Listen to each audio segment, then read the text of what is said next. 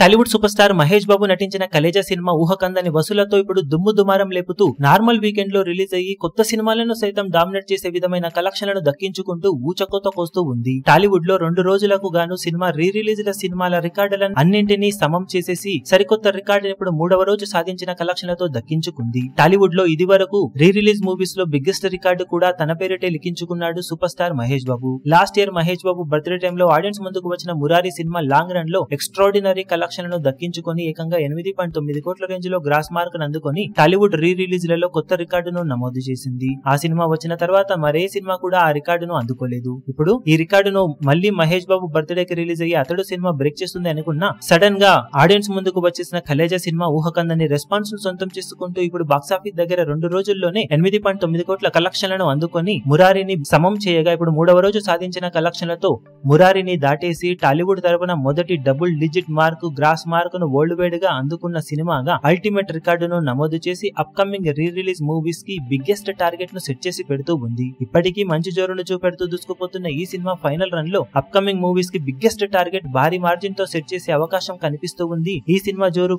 Present చూస్తూ ఉంటే మీరు ఈ సినిమా ఫైనల్ రన్ లో ఎలాంటి కలెక్షన్ సాధిస్తుందని ఎక్స్పెక్ట్ చేస్తున్నారో కింద కమెంట్ సెక్షన్ లో గెస్ చేయండి. ఈ వీడియో మీకు నచ్చినట్లయితే లైక్ చేయండి, షేర్ చేయండి, ఛానల్ ను సబ్స్క్రైబ్ చేయడం మాత్రం మరవకండి. ఏ చిన్న అప్డేట్ ను మిస్ అవ్వకూడదు అనుకుంటే బెల్ ఐకాన్ ను ప్రెస్ చేయండి.